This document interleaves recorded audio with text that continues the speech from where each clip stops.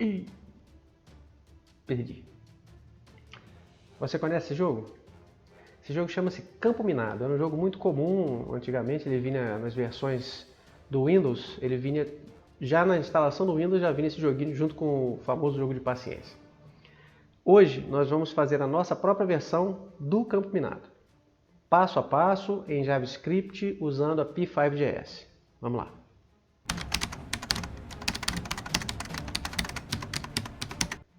Muito bem, antes de iniciar o vídeo, você já desce aí, já deixa o seu like, né, dá o joinha, se inscreve no canal, compartilha com seus amigos, que esse vídeo vai ser muito legal.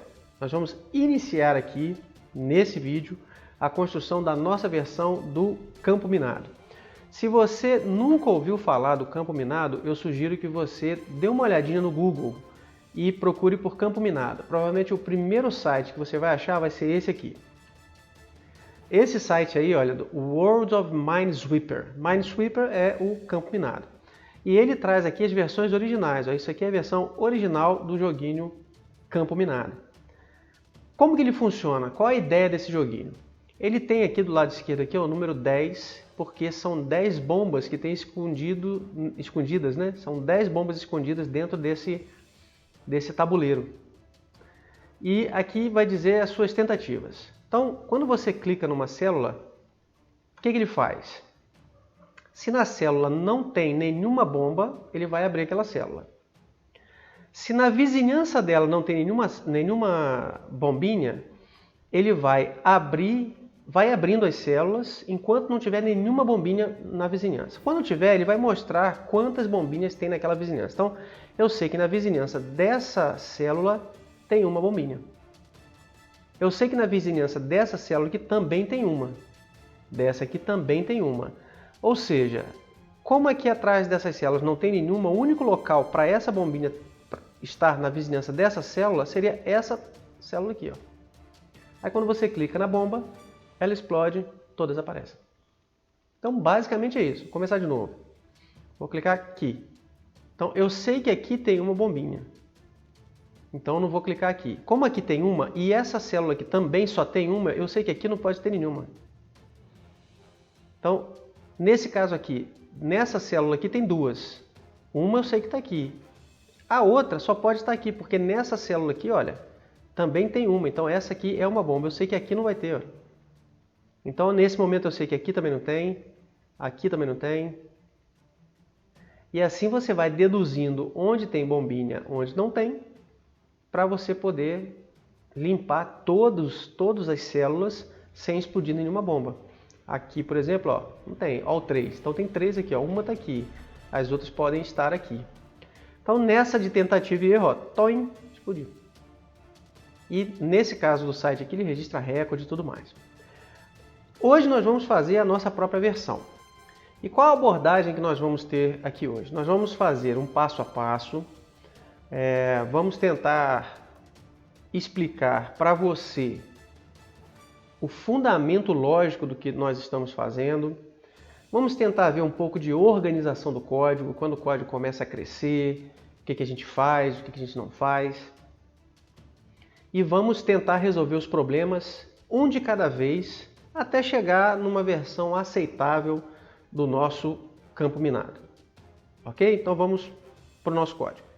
Vamos lembrar aqui, pessoal, que nós temos algumas opções de como fazer esse projeto. Se você tiver o VS Code na sua máquina e quiser fazer com o VS Code, dá tranquilamente. Se você quiser, você também pode fazer o seu projeto direto no editor do site P5.js. Então você pode simplesmente ir lá no P5, criar o seu projeto lá, fazer o seu login e fazer ele todo lá, tranquilamente, não tem problema nenhum. Mas se você quiser fazer no seu computador, fazer offline, também pode. Basta você fazer o seguinte, é só você vir aqui na estrutura do P5.js, ou você faz o download do arquivo aqui, dos arquivos, do jeito que ele te oferece ali, do jeito que eles estão, você pode fazer um download e jogar ele para uma pasta na sua máquina e editar ele com o VS Code, ou você pode criar o index, copiar o conteúdo dele, o sketch e o style CSS, que são três arquivos bem pequenininhos, bem simples. No index.html, eu vou fazer esse projeto aqui no VS Code. Por quê? Porque eu vou usar outros recursos de autocomplete, como o código ele vai ser um pouquinho extenso. Inclusive, esse vídeo pode ser que ele seja dividido em mais de um vídeo. Então, tenham paciência, né? Porque a gente vai fazer um passo a passo, bem tranquilo, e até ter uma conclusão satisfatória do nosso campo minado. Então, eu vou fazer no VS Code. O que eu fiz aqui? Eu já criei aqui o index.html e deixei o acesso aqui, ó, ao CDN da P5. O que eu fiz aqui? Apenas copiei esse bloco aqui, ó. Eu não copiei o sound porque a gente não vai usar, então não vai ser necessário. Então copiei todo esse bloco aqui para o meu HTML, menos a parte do P5 Sound. E o sketch.js está aqui, igualzinho aqui. Com isso aqui, nós vamos ter esse resultado. Certinho? Então isso aqui já é o suficiente para a gente começar o nosso projeto. Então lembrando, se quiser você pode fazer direto no editor da P5.js, ou se quiser você pode fazer no VS Code. Hoje, pelo projeto, eu vou fazer no VS Code. Então vamos lá. Muito bem, para a gente iniciar o nosso processo aqui de desenvolvimento, a gente precisa ter uma ideia de como que o jogo funciona. Então vamos aqui no site do jogo, vamos voltar aqui um instantinho no site do jogo e dar uma olhada nele aqui. Por onde que nós vamos começar? Então nós temos aqui um tabuleiro, certo? Esse tabuleiro ele tem um número determinado de células e existem várias versões desse jogo, né? Com níveis de dificuldade. Nós vamos começar com uma versão de 10 células por 10 células, então de 10 por 10.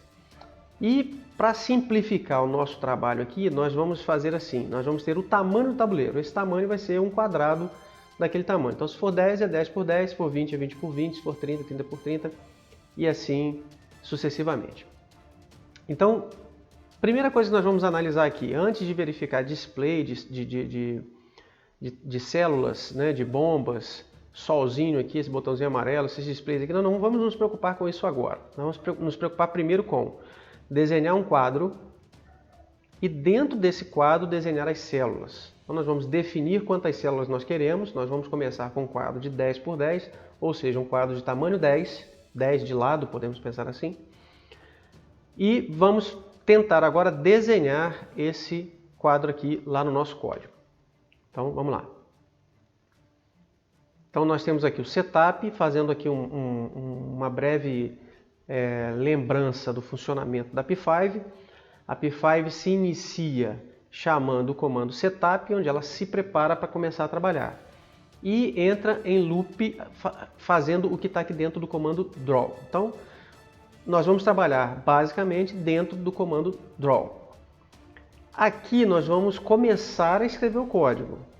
Mas no momento que nós começarmos a perceber que o código está começando a crescer, a gente vai escrever esse código de uma forma mais organizada. Nós vamos chegar lá, eu já explico isso já.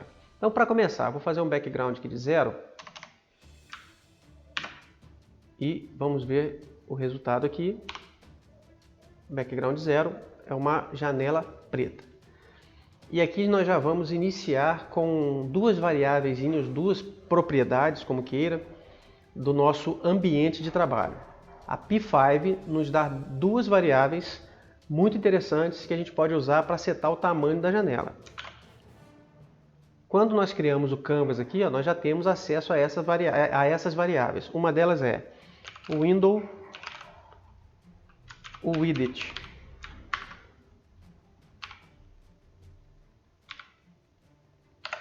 Ó, o window width. O que é o window width? É o tamanho da janela. Vejam só. Certo? Então é a largura da janela, vamos dizer assim, né? Então quando eu mando fazer pela largura da janela, ele vai ocupar a janela toda do browser que eu estiver usando. Se eu estiver usando uma janela pequenininha, ele vai fazer aquela janela. Se eu estiver usando uma grandona, ele vai fazer aquela janela daquele tamanho. Então ele sempre vai ocupar o canvas, sempre vai ocupar a janela inteira.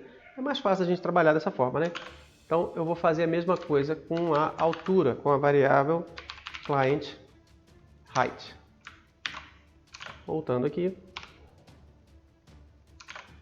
Deu uma zebra. Ah, tá. porque eu usei o client widget aqui 2 vezes. Vamos ver o resultado. Tá aí.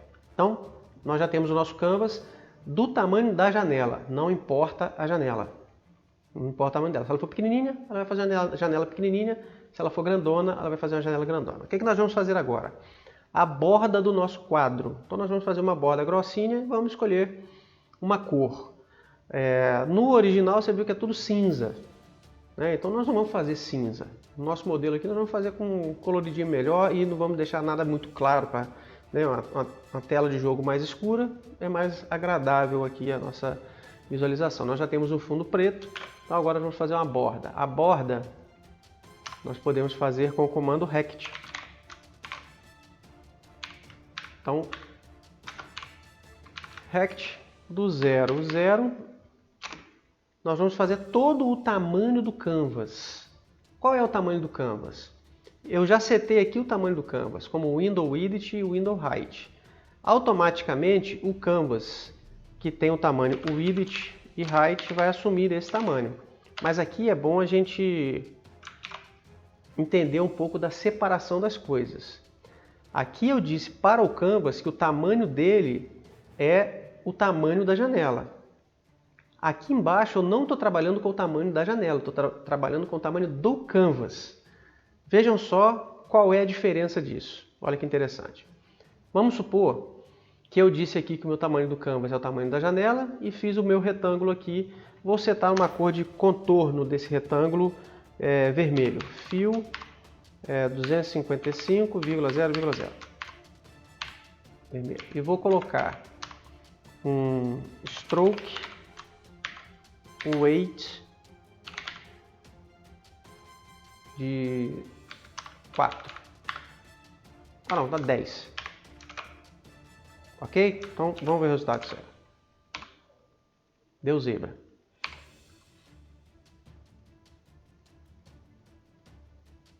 Stroke weight, eu devo ter escrito errado. Stroke weight GHT. Tá aí. E eu coloquei o fio em vermelho, não é o fio em vermelho, é o stroke, né? Eu vou colocar no fio. Vou colocar o stroke em vermelho.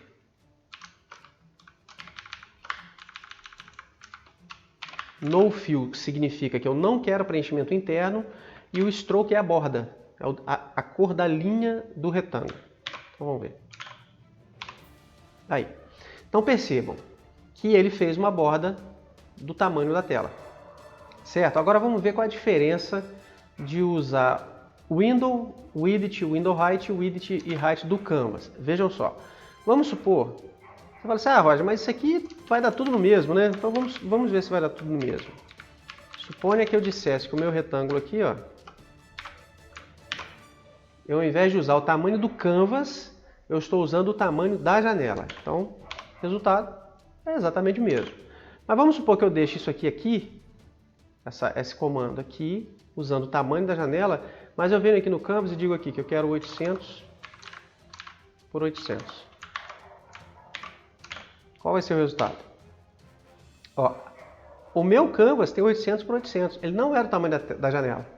A janela do meu browser é maior do que o meu canvas nesse momento. Aí quando eu mandei fazer o retângulo, ele fez um retângulo do tamanho da janela. Mas como a janela é maior do que o canvas, ele ficou faltando um pedaço aqui. Ó. Então por isso que no momento que eu vou usar o canvas, eu devo lembrar dos tamanhos do canvas, não da janela. Window e height.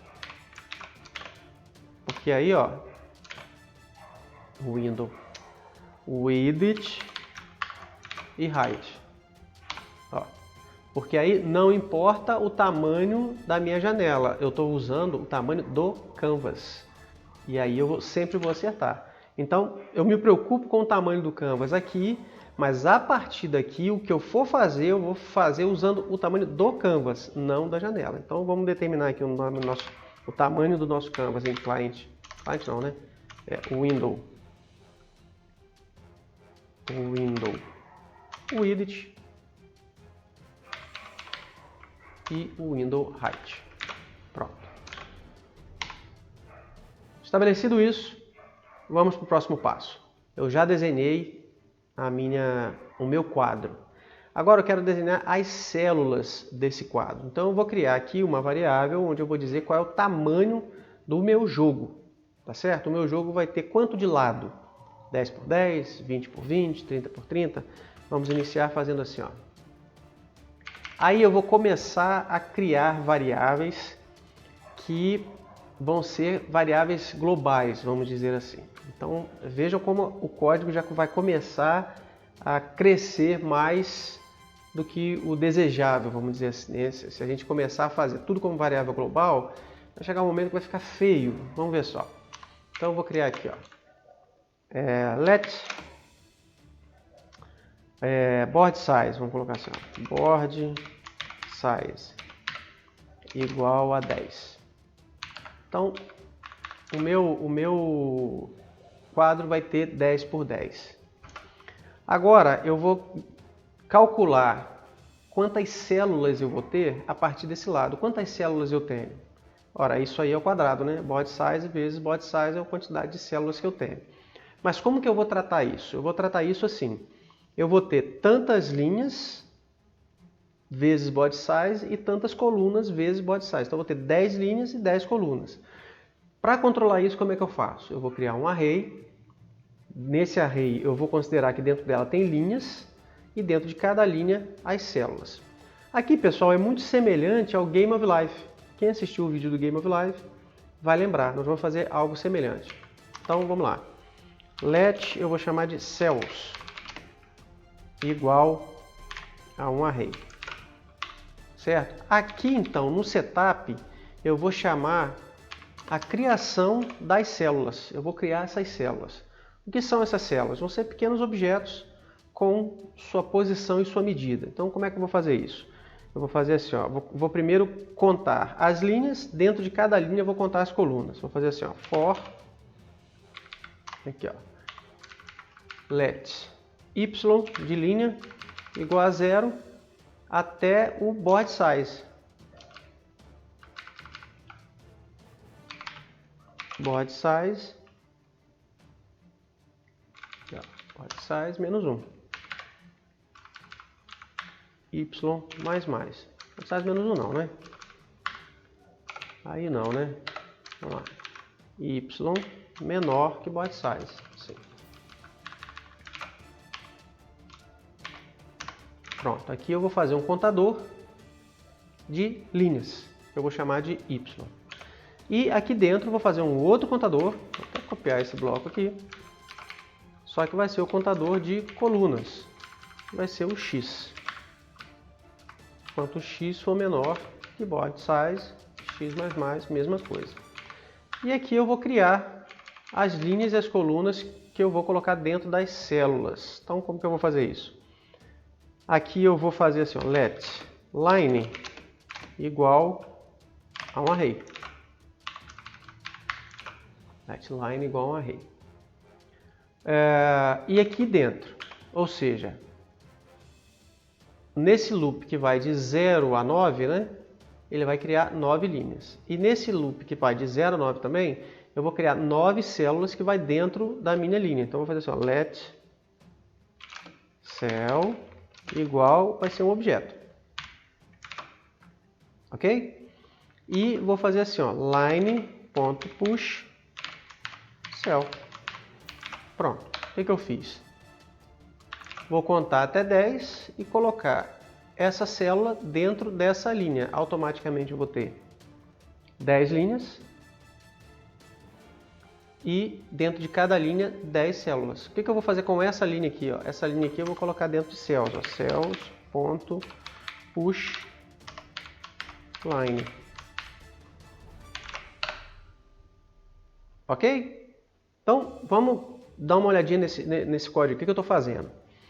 Eu criei aqui a minha variável cells, que é um array. Aqui eu iniciei um loop dentro do outro, que é um nested loop, né? Ou um loop aninhado, vamos dizer assim.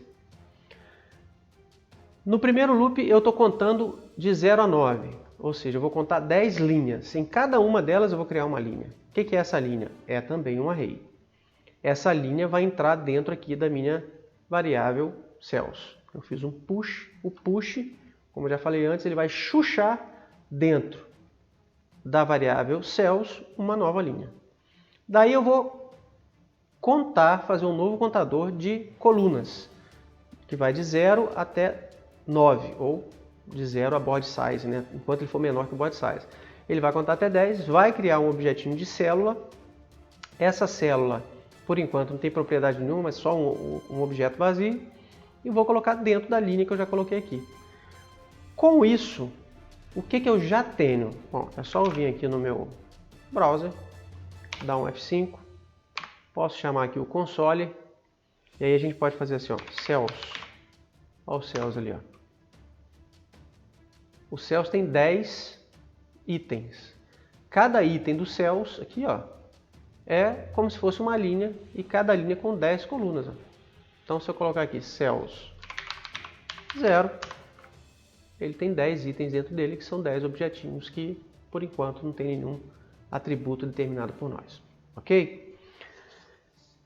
Até aqui, vejam que o nosso código está assim, meio solto, né? Ele está dentro aqui do próprio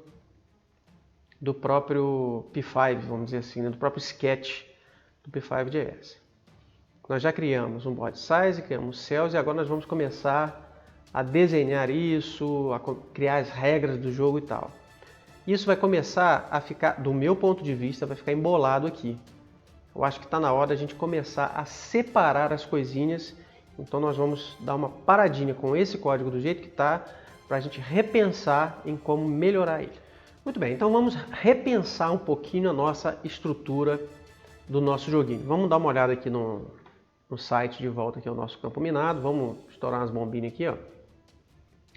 Só para a gente ter uma ideia.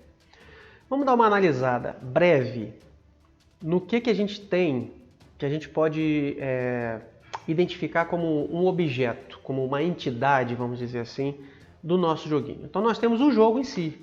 O jogo, ele é todo uma entidade maior, ele é um objeto maior, é ele que controla todo o seu conteúdo. Então vamos pensar assim, nós temos o game. Então em matéria de pensamento aqui de objetos, nós temos o game como objeto principal.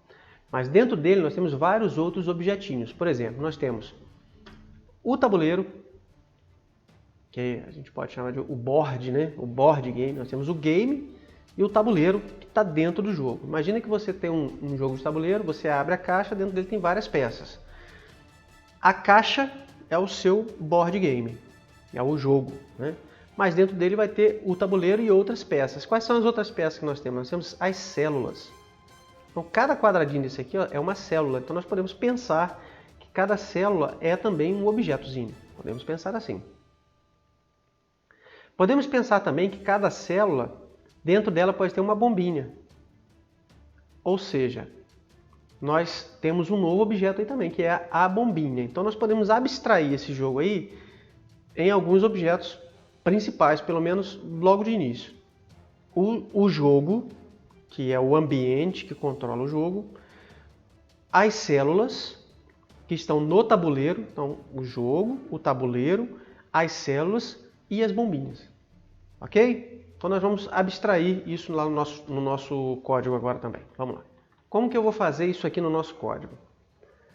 É sempre bom, quando você identifica essas entidades que podem ser objetos, você criar uma classe para cada objetozinho desse. No JavaScript, você assim, não tem necessidade de fazer isso não, porque ele é bem flexível. Vocês viram aqui que basta abrir e fechar uma chave aqui, ó, já tem um objeto. Mas numa boa prática de uma programação orientada a objeto, a gente não faria assim. Nós faríamos uma classe. E para o código ficar bem arrumadinho, bonitinho, o que a gente faz? Para cada classe, a gente cria um arquivo novo. A gente tem um arquivo JS, um arquivo JavaScript novo para cada classe que a gente quiser utilizar. Então nós identificamos aqui o jogo, nós identificamos o tabuleiro, identificamos as células e identificamos as bombas. Temos aí 4 objetos. Então nós vamos criar cada um deles aqui, ó. Então vamos lá. Novo arquivo, vou chamar esse arquivo de campo minado. Esse aqui vai ser o arquivo do jogo, vai ser o campo minado. Vamos fazer um português, que é a mistura do português com o inglês aqui. Vou chamar esse arquivo de campominado.js. O que nós vamos ter nesse arquivo? A classe campo minado. E vamos dar um construtor a ela. Construtor. Pronto, essa é a classe campo minado. Vamos criar outro arquivo agora. Então o campo minado é o jogo, né? O jogo tem o tabuleiro. Então vamos criar a classe tabuleiro. Ctrl S. Vamos chamar essa classe de board. Misturar aqui o inglês com o português aqui. Então o campo minado vai ser o principal, dentro dele vai ser tudo em inglês. Então vamos lá, board.js. Class board. E vamos dar um construtor para ela. Construtor. Tá aí. Temos a classe board. Nós vamos ter a classe de célula. Vai ser a classe cell. Então, vamos criar um novo arquivo. Ctrl S. Cell.js.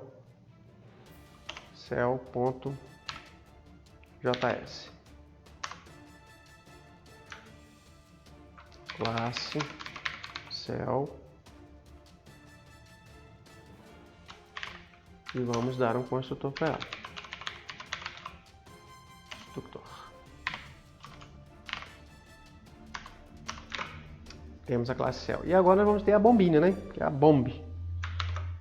Classe bomb.js. Então, class bomb.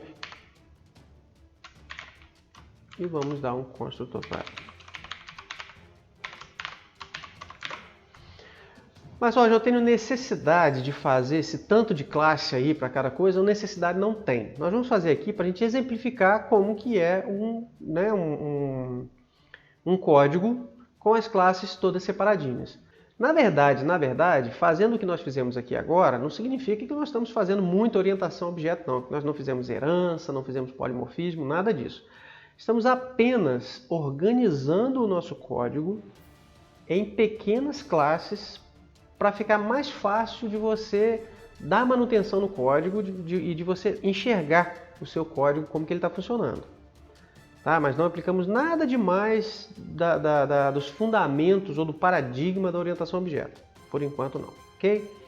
Então vamos aqui para o nosso campo minado, a classe principal, que é a classe do jogo, e vamos voltar aqui no sketch. E vamos fazer uma pequena divisão agora de responsabilidade aqui.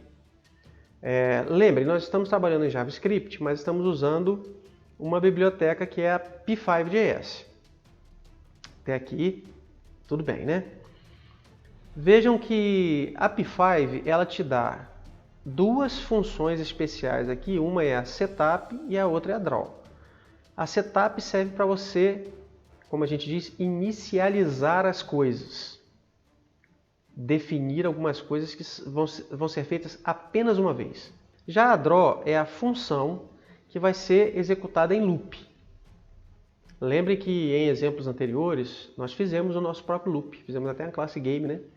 Que fazia o próprio loop chamando lá o request frame, né? Aquela treta toda lá.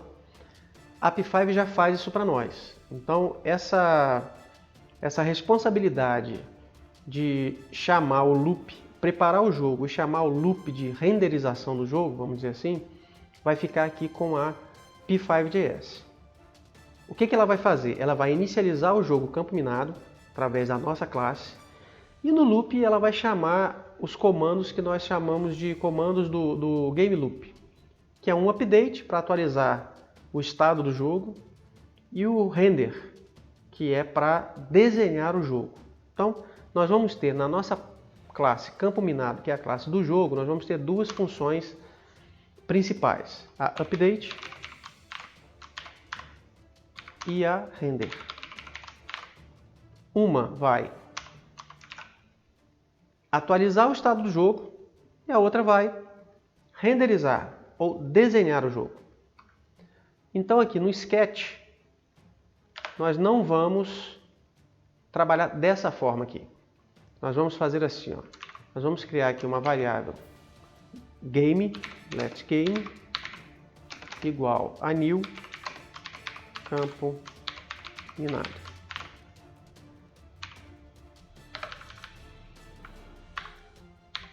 New campo minado. Vou pegar esse código aqui e vou jogar lá para dentro do nosso campo minado para o construtor. Vamos mudar algumas coisinhas dele aqui daqui a pouco. Vou pegar isso aqui. Jogar para cá. Pegar isso aqui. Jogar para o render, né? Que aqui ele está desenhando, então aqui é o render que vai desenhar. Pronto. Então aqui no nosso campo minado, no nosso sketch, nós vamos criar o game e vamos aqui no draw fazer game.update e game.render. Essa vai ser a responsabilidade das nossas funções especiais aqui da P5.js. Ela vai inicializar o campo minado e ela vai chamar o update e o render e definir o tamanho do canvas. Mais nada. Lá dentro das classes do campo minado, nós vamos executar as funções que nós precisarmos usando a própria P5.js. Né? Mas ela aqui no seu bloco principal do sketch, acabou, ela não vai fazer mais nada por enquanto. Né? Depois talvez a gente precise voltar aqui. Por enquanto vamos fechá-la aqui. E agora vamos vir aqui para a nossa classe principal, campo minado, e vamos ver como é que nós vamos trabalhar nela. Então temos aqui o nosso código do campo minado, onde nós temos que definir aqui o body size, os cells, para depois no render a gente fazer esse desenho aqui e depois desenhar essas células. Antes de determinar como que nós vamos usar isso aqui, então vamos primeiro fazer aqui uma pequena explicação muito interessante sobre let, var e const. O que significa isso? Por que aqui, ao invés de fazer let, eu não poderia usar var? Ou será que eu não poderia usar const? Ou talvez até ainda o this? O que são essas coisas? Então vamos fazer uma paradinha aqui para entender essas quatro coisinhas. Const, let, var e this. Vou voltar aqui para o sketch e vamos fazer um teste aqui. Ó. Vamos comentar aqui.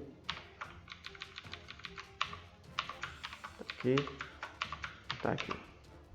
E vamos preparar aqui o ambiente para um pequeno teste. Coisinha simples, ó.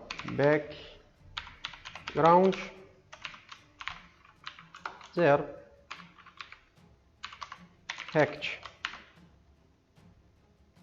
10,10,300.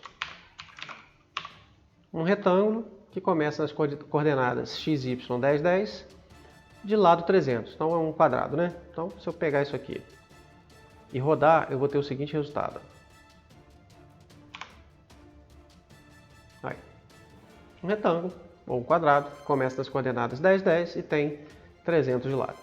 Não tem mistério nenhum. Vamos voltar aqui agora. Se eu, ao invés de 300 de tamanho, vamos dizer que eu quero colocar o tamanho do meu retângulo numa variável x ou numa variável size. Pronto.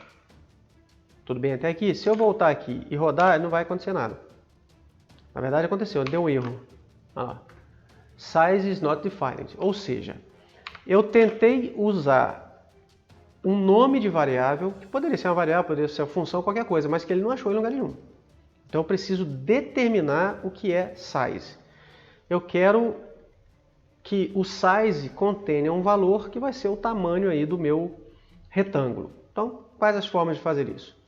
Eu posso fazer isso usando uma variável.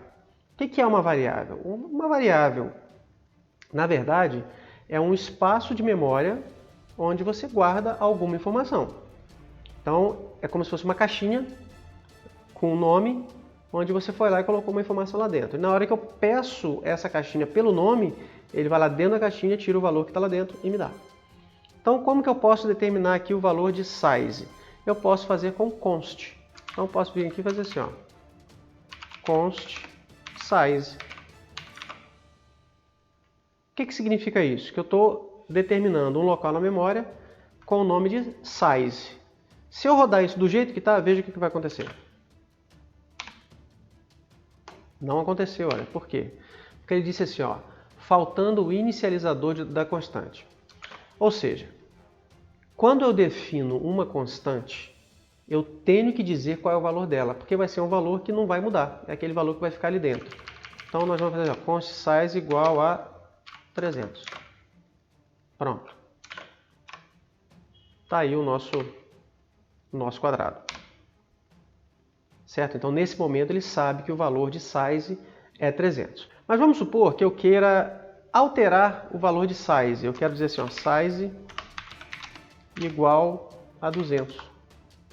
Eu não quero mais que ele seja 300. Vamos ver o resultado? Não deu. Por que não deu? Ele vai dizer aqui, ó, assignment to constant variable, ou seja, eu estou tentando atribuir um valor a uma variável constante. Olha que interessante isso aí, né? Parece uma contradição ali, né? Porque se é constante não é variável, né? Então eu não posso fazer essa atribuição aqui, ó, ao size, porque size é uma constante. Aqui, ó. Ou seja, é um valor que não muda. Então, o que é uma constante? É uma variável, né? É um local na memória, que tem uma informação que vai ser a mesma do momento que ela foi declarada até o resto da vida daquele programa. O valor da constante será sempre o mesmo. Serve para qualquer tipo de valor. Eu coloquei ali o valor 300, poderia ser uma frase, uma palavra. Qualquer coisa que eu colocasse ali, aquela variável ou aquela constante vai ter. Do momento que ela foi declarada em diante, ela vai ter o mesmo valor e não pode ser alterado. Se eu tentar atribuir um valor a uma constante, ele vai dar alguma espécie de erro. No caso do JavaScript, deu esse erro. Em qualquer linguagem, ele daria um erro semelhante, porque você está tentando atribuir um valor a uma caixinha, a um local da memória que é uma constante. Muito bem, então essa é a constante. O que é o var? O var ele é uma espécie de variável, uma declaração de variável, é semelhante ao let. Mas ele é mais antigo que o let. Depois o let veio como um melhoramento do var. O que é o var? Ele declara uma variável. E essa variável pode mudar de valor. Uma variável normal. Então se eu fizer isso aí, coloquei o var e rodar o meu programa aqui, ó, ele vai funcionar normalmente. Então, o que é o var? O var serve para declarar uma variável. Se eu trocar o var pelo let, funcionou exatamente igual. Olha que coisa interessante. Então, por que tem essa diferença? Vejam só. Vou fazer o seguinte aqui, ó. Eu vou pegar esse let size igual a 300. Vamos jogar ele para cá. Então, criei minha variável aqui. Inicializei ela. Aí vim aqui, aconteceu um monte de coisa no programa. Troquei o valor dela e fiz o meu retângulo aqui. Vamos verificar o que acontece. Normal, fez o meu retângulo. Agora, vamos supor que eu tenha a inicialização dessa variável aqui. Parece uma incongruência, né? Estranho, eu estou definindo o valor dela aqui, mas ela só vai passar a existir aqui, ó. O que vai acontecer se eu fizer isso? Vai dar isso aqui, ó. Cannot access size before initialization. Ou seja, eu não consigo acessar o size porque ela só vai ser inicializada depois. Então não tem sentido nenhum isso aqui. Realmente não tem sentido nenhum isso aqui. Mas, se eu colocar assim, ó, var size igual a 30, olha o que acontece. ou var size igual a 300, né? Ele funciona. Como que pode? Vejam só, o var, assim como as funções, elas sofrem o que o JavaScript chama de hoisting. É como se fosse um içamento, né? Você levanta. Então é como se o compilador do JavaScript olhasse esse código aqui e fizesse assim, opa, tem um var aqui, ó. Então faz o seguinte, pega ele e joga cá para cima. Então na hora de rodar ele faz isso. E aí funciona. Mas ele não faz isso com o let. Com o let isso não funciona. Querem ver outro caso interessante? Eu vou fazer o seguinte aqui, eu vou fazer um loop. Vou fazer assim, ó. For i igual a 0 e menor que 100. E dentro do loop eu vou fazer assim, ó. Let size igual a i vezes 3. Se eu fizer isso aqui, teoricamente o último i vai ser 300, né? O último size, né? Concordam? Então fiz um loop aqui de... Oh meu Deus. Sim, né? O que eu fiz aqui com...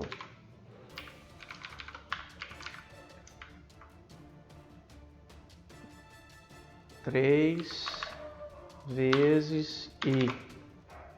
Ok? Então eu fiz um loop aqui de i até 100, de 0 a 100 e multipliquei ele por 3. No final vai ser 300. Então não vai ser 300 porque aqui está menor. Então menor ou igual aqui vai ser 300. Menor ou igual. Pronto. Sim. E aqui eu vou mandar fazer o retângulo no tamanho do size que ele sair daqui. Ok? Então, vamos ver. Opa, saiu lá. Então, o size saiu daqui com valor de 300. É só a gente fazer assim, ó. console.log size. Só para a gente ter certeza, ó.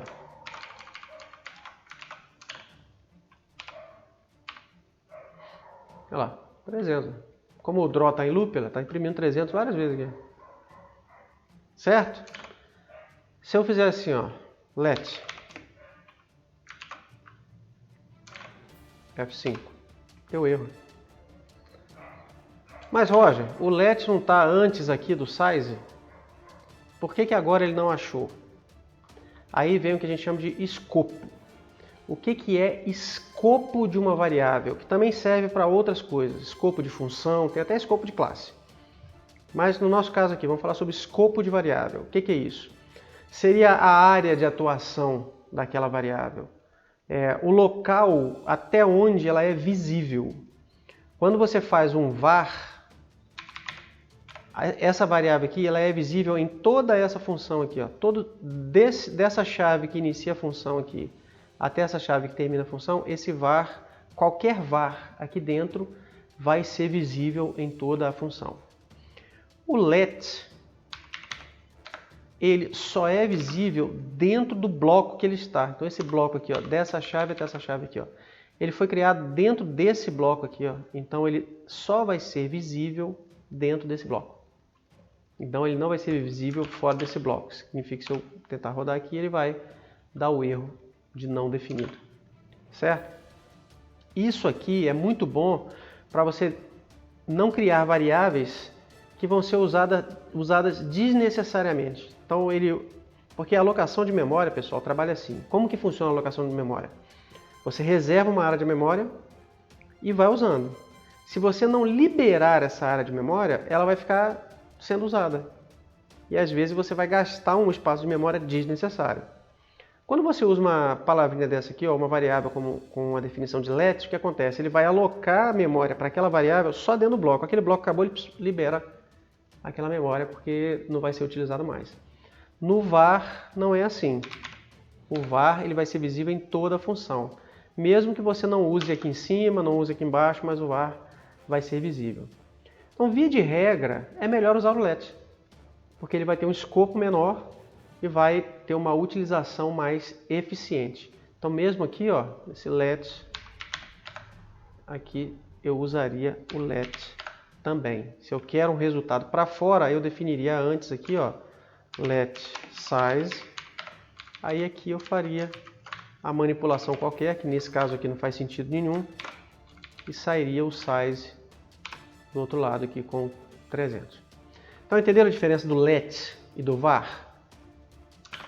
Então o let ele tem um escopo menor, a variável declarada com let ele vai existir apenas dentro do bloco de código que ele foi criado. Se for dentro de um loop, vai ser só dentro do loop. Se for dentro de um if, que também tem bloco de código, vai ser só dentro daquele if. O var ele tem um escopo maior, vai ser dentro de toda aquela função em que ele foi criado. Agora, se você criar sua variável dentro da área de variável global, né, lá fora de todas as funções, então não interessa se é let, se é var, ela vai ser visível para todo mundo, ela vai ser realmente uma variável global. Ok? É bom lembrar que o const também tem escopo. Querem ver? Vou vir aqui no código e fazer assim, ó, const size igual a 300. Fiz o loop aqui, não posso atribuir nada e vou dar o console log do const. Vamos ver o resultado. Olha lá, 300. Por quê? Porque ele foi definido fora do loop aqui, ó. Então, aqui ele existe. Agora vamos supor que eu faço isso aqui, ó. Opa, legal. Size is not defined. Porque o escopo do const é semelhante ao do let. É apenas dentro do bloco de código que ele foi criado. Ok? Então essas são as diferenças de let, de const e de var. Então, via de regra, nós vamos usar o let. A não ser quando a gente se esquecer aqui, também não... ninguém vai morrer por causa disso não, tá? Mas vamos tentar fazer a boa prática de usar o let. Agora tem o this. Vamos dar uma olhadinha no this.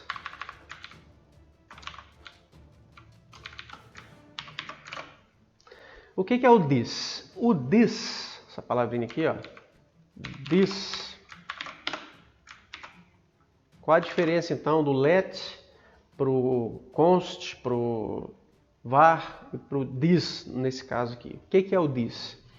O this ele determina uma variável que pertence à classe ou ao objeto. É como se fosse, como a gente chama em outras linguagens, como uma propriedade daquela classe, uma propriedade daquele objeto que é daquela classe.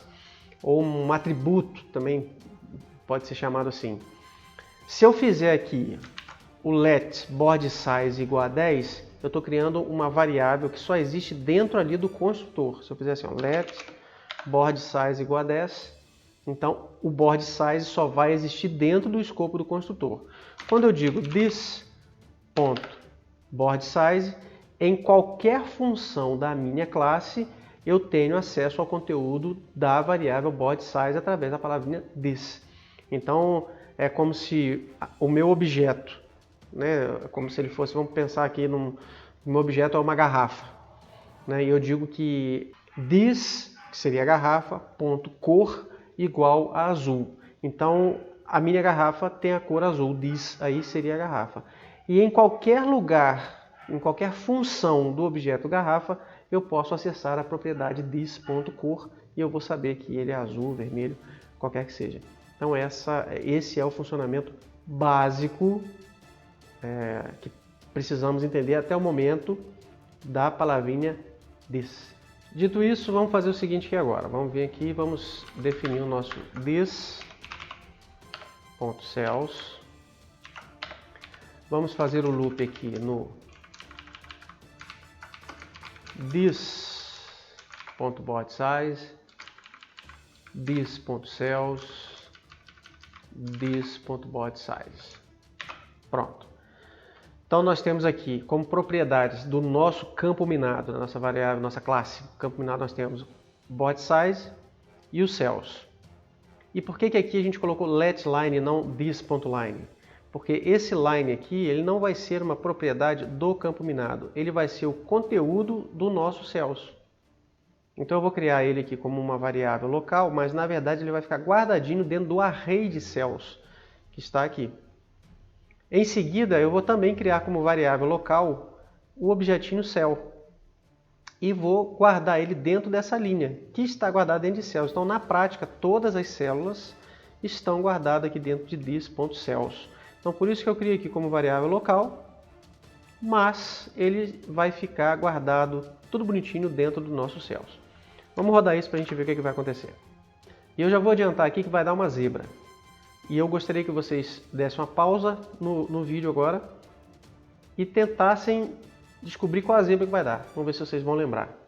E se quiserem, comentem aí, né, no código, comentem aí na área de comentários do vídeo que zebra que vocês acham que vão dar. Vamos ver se vocês têm coragem mesmo de arriscar. Vamos ver. F5, olha aí, ó. Campo minado is not defined. E agora, você que teve coragem ou não de dizer que ia dar esse erro aí, ó, sabe dizer qual é o problema? Como que corrige esse erro aí? Vamos lá. Eu criei aqui a classe campo minado. Dentro do arquivo campo minado JS, mas o meu index.html aqui, ó, não conhece. Ó. Quando eu tento inicializar ele aqui, ó, fazendo um new campo minado, ele não sabe onde está, porque eu não falei para o meu index.html. Então tem que dizer, né? Tem que vir aqui e colocar campo minado.js. Voltando. Agora deu. Agora já fez lá meu canvas, né, dentro da área determinada aqui, dentro da janela que está visível, já que o meu console está tomando conta aqui. Se eu vier aqui e der aqui game, ó, tá lá, a variável game existe, ela foi criada dentro do meu sketch aqui, ó. Esse game que está aparecendo aqui, pessoal, é esse game que está aqui, ó. E o que já tem dentro dele lá? Aquilo que a gente colocou como propriedade dele, o body size e os cells. Dentro dos cells, 10 linhas, dentro de cada linha, 10 objetozinhos que nós vamos definir como sendo uma célula. Tudo bem até aqui? Então nós vamos fazer o seguinte, nós vamos deixar para iniciar a próxima etapa no próximo vídeo. Enquanto isso, você pode fazer o seguinte, você pega esse código e já vai tentando manipular da forma que você quiser. Use sua criatividade aí, como você faria para desenhar essas células, que cores você usaria, como você dividiria, como vai usar aquelas classes que eu criei.